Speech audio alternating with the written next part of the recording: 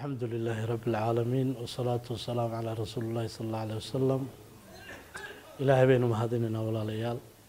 الله سبحانه وتعالى اسمه كيني بيدتك سكمدا إنه كفكرينا بيدتك سكمدا ومسجد البدر اللي هذا وكويا لا ديفودسك مساجدك بدر كمان كان يحفلنا وحلو قبتي وديفودسك مساجدك بدر ku yaala xaafada siinay barigeeda qaybta degmada xaafada la yiraahdo maandeeq ama qunyardega qofka sidoo u yaqaan xaafadiina aad bay u dhisatay marka salaada subax xitaa masaajidada buuxsamo kamid yahay ma garanaysaa salaadaha kale ee jumcaha iska daay salaada subax buu buuxsamaya sidaa daraadeed waxa nagu kalifay inaan ka fikirno masaajidka in dibadhis lagu sameeyo masaajidadii kale ee wadanka ama magaalada badankoodii la midka ahaa dibadhis baa lagu sameeyay waa la magaranaysaa weynayay waa la ballaariyay sidaa daraadeed dadkii xaafaddu waxay isla garteen odayaashii akhyaartii masaajidka mas'uuliyiintiisii in masaajidkana la ballaariyo oo masaajidka dib loo dhiso marka ilaahay fadligiisa dadkii xaafaddu markii ay tashadeen waxay go'aansadeen masaajidka in dibadhis lagu sameeyo oo dadkana maaragtay wixii wax ku darsanaya loogu baaqo inay khayrka iyo dibadhiska masaajidka qayb qaataan qofka masaajidka ku darsado wax dii wuxuu ka dhigan yahay in masaajidkii dhisay oo kale xabad labana hadduu qofku ku darsado marka dee waxay leedahay akoonnadii baa loo sameeyey loogu soo shubi lahaa ama dahabshiil lahaa ama maxay ahaatay salaamo lahaa bank ama dahab lahaa ama saad lahaa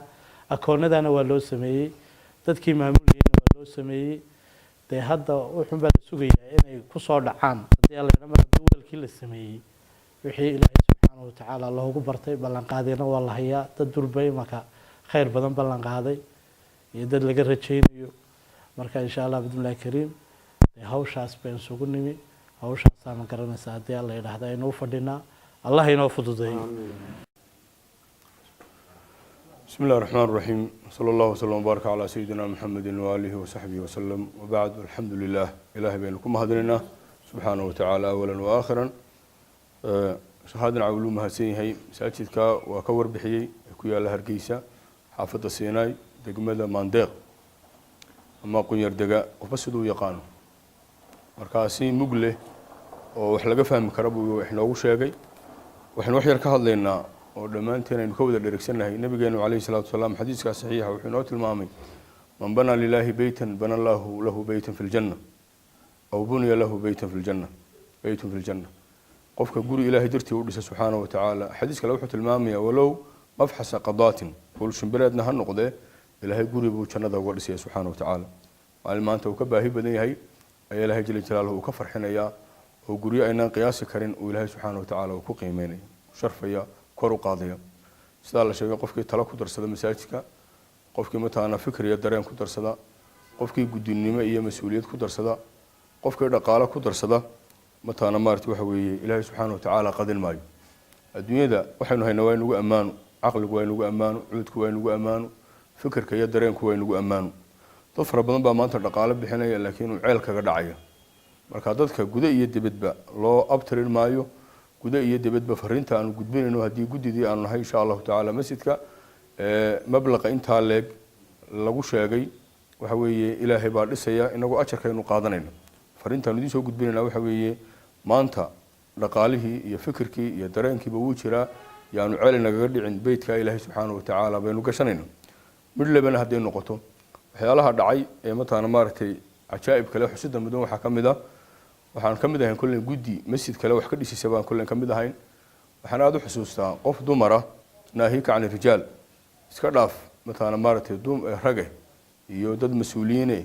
qof dumara ba beed dhan ama guri dhan oo shan mataana qol ka samaysan oo maraafiqdiisa leh ay furuheedii soo wareysay mataana Ilaahay dirtii baan u bixiyay marka iqbaal baa jira waxba ka warwarina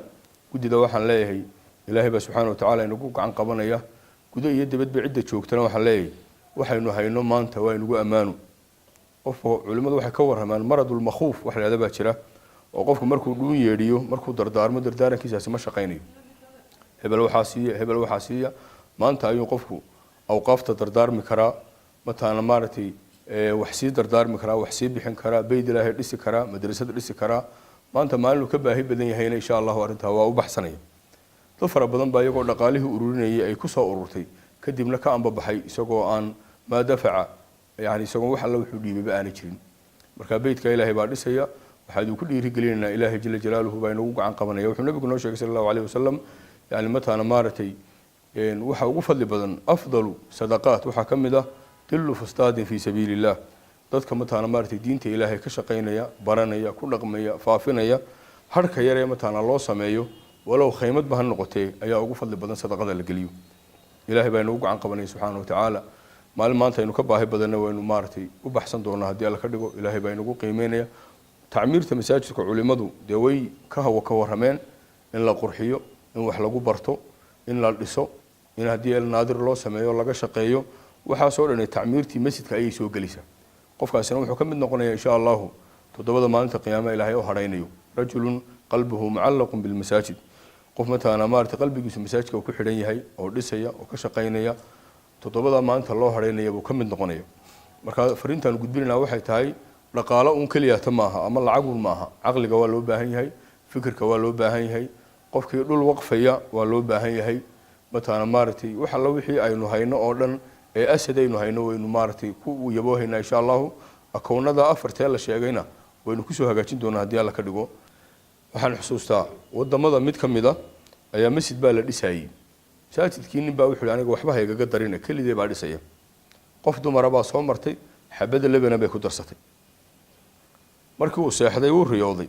wuxuu arkay meel dhan oo bannaan oo mataana cid kale lagu casuumay ood quruxda yaabto wuu soo cararay nimankii masaajidka hayay buu yidhi masaajidka yaa ila wadaagay waa la garan waayey ninkii masaajidka ka shaqaynaya ama ilaalinaya baa wuxuu yidhi qof dumara baa ay soo martayoo xabaddaa lebanka ah bay ku darsatay markaasaa guri looga dhisay aan la qiyaasi karin waa xabad lebana weeye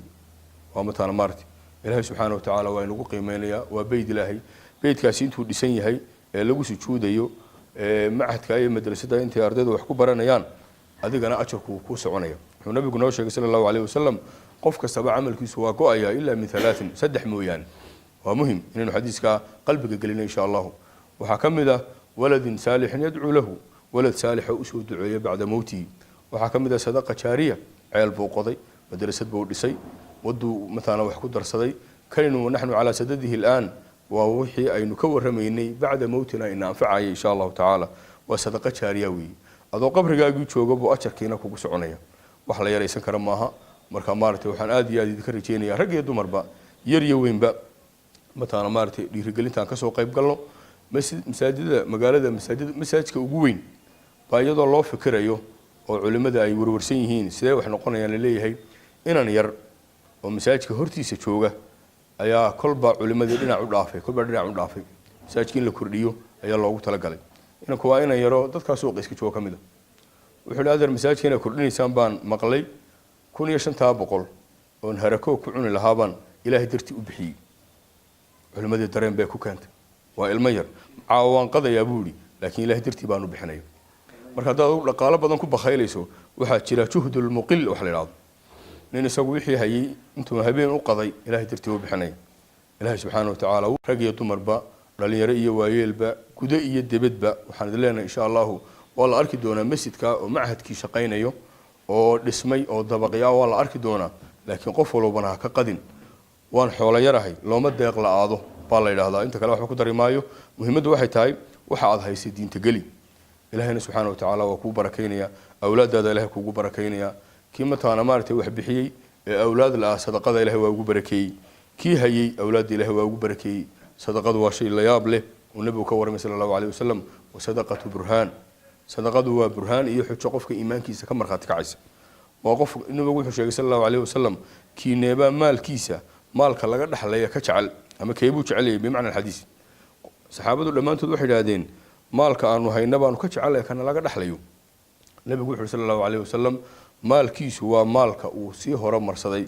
maalka isagoo aanu lahayna waa kan laga dhaxli doono ee cid kuugu mahadnaqaysaaba aanay jirin marka jazaakum allahu khayran fariintaasaan idiin soo gudbinaynaa ducaa la sidaa ilaahay subxaana watacaala abaaraha iyo kurbadu naga furanaya aafaadka ilaahay naga badbaadinaya ama taana maartay amraada ilaahay naga kuriyeelay subhanahu wa ta'ala awlaada ilaahay noogu barakeynaya fahamka iyo diinta ilaahay noogu barakeynaya jazakumullahu khayral jazaa ilaahay haydu wada barakeeyo qof kastoo ka qayb gala kullu man saahama wa anfaqa alayhi oo wax ku bixiya ee dhaqaale ku bixiya ee dhiirigelin ku bixiya ee cid kale xitaa soo ugaadha cid u garanay xitaa soo ugaadha dadka muxsiniinta ah ajirka waa ka helaya insha Allah ta'ala wa ma santiin Allah inaga aqbalo dhamaantiin wajazakumullahu khayral jazaa bismillah alhamdulillah rabbil alamin sallallahu ala nabiyyina muhammad wa ala alihi wa sahbihi wa sallam ba'd walaalayaal dhamaan ahbaabta soo wada qayb gashay xafladda way mahadsan yihiin mashaayikhdi ayaa dhameysay masaajidka xafladiisa isku waxa la masjid badr ugu yaal magaalada Hargeysa dhinaceeda koonfureed xaafadda siinay aakhirkeeda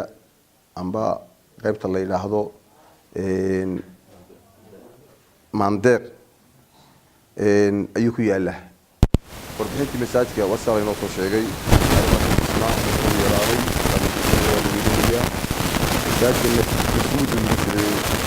aan ka fikirayna masaajidkaasi uu yaraaday in la weyneeyo oo masaajid weyn laga dhigo bacdama xaafadii kortay oo weynaatay ka dhisantay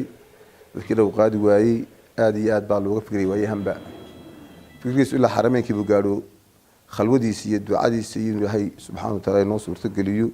xarameenkii baa laga soo duceeyo garanaysa milba waa lagala soo hadlo waa la sheegay dhaqaalaha ilaahay bayna soo gelinaya masaajidka wixii la geliyana u qaalisan ilaahayna subxaanahu wa ta'ala xasan wuxuu ku yiri arlada guryaha ka dhisan waxaan ku leeyahay masaajidada inna buyutu fil ardi al-masajid wa imaru azwari saasha ku sheegay amiradu maaha salaadaha quree waa jamiic al-a'maal oo dhan salaada lagu tukanayo quraanka lagu akhrisanayo adkaarta dacwada nadaafada imagarasa dhismaha waxaasoo dhan waxay soo galayaan tacmiirka masaajidka kula barakallahu fiikum maanta dadkuna khayrka u dhagan ugu yihiin oo dadku maanta waa way arag waxaan doonaynaa nin walba inaad inta taalkaaga inta fikirkaaga inta dhaqaalahaaga wixii ilaahay ku fidiyo haqabliin inaad kaga soo qaybgasho masaajidka dabada iyo gudahaba barakallahu waana loo ducaynaya ilaahayna waxaan ka baryaynaa subxaanahu wa ta'ala inuu inaga abaal mariyo oo sabab fara badan inaga siiyo oo ilaahay subxaanahu wa ta'ala inagu naxariisto saal soo sheegayna waa sadaqa jaariya weeyi oo amal ku soconay weeyi barakallahu fiikum dadba maanta masaajidada abaal ku qaba inay dhisaan laakiin dhaqaalahoodii aan awood u lahayn ilaahay waa beedkaaga lagu weyneeyo oo lagu caabudo oo ilaahay subxaanahu wa ta'ala lagu baryo aan lagu talagalay adigaana beedka le ilaahay rabbiga wax xaqaaga ka soo dhameystir ilaahay qof kasto ka fikir ilaahay ka abaal mari ilaahay albaabada khayrka u fur masaajidkaasi ilaahay noo tayasiir ilaahay noo fudaydi ilaahay raxmad noogu eeg waxaan ku leeyahay maxadka masaajidka aan lagu darayo maxadka waxaan doonaynaa iyo madrasadaas inay ka duwanaan madaarista kale maxadka waxa looga jeedaa oo ilaahay aan ka rajeynaynaa dadka wax ku baranaya kuwa quraanka baranaya kuwa tacliinta baranaya in laga kafaala qaato oo ilaahay dartii wax loogu dhigo ilaahay saasa ka baryayna oo wax dhaqaale aan ardayga lagu xidhin oo hadduu quraan dhiganayaan wax lagu xidhin oo hadduu maxad dhiganayaan wax lagu xidhin ilaahay saasa ka baryayna ilaahayna subxaanahu ka sugayna in ardayga quraankana loo bilaabo loo dhameystiro maxadka loo bilaabo loo dhameystiran isaguna aabihii iyo hooyadii midna waxba la weydiin iyo cid kale toona 4 sano maxad ku weeyii quraankana 3 sano 2 sano iyo bar intuu ku qaato taana ilaahay baan ka baryaynaa inuu noo suurtagelin niyadaan waan haynaa meelo waxba saa noogu bilaamay oo waxba imika saa noogu sooda inta baaqina ilaahay baan ka rajeynaa ilaahay noo dhameystiro oo dadka faala qaato oo ardayda iyo in macallimiinta la kala ilaaliyo oo macallimiinta la kafaala qaato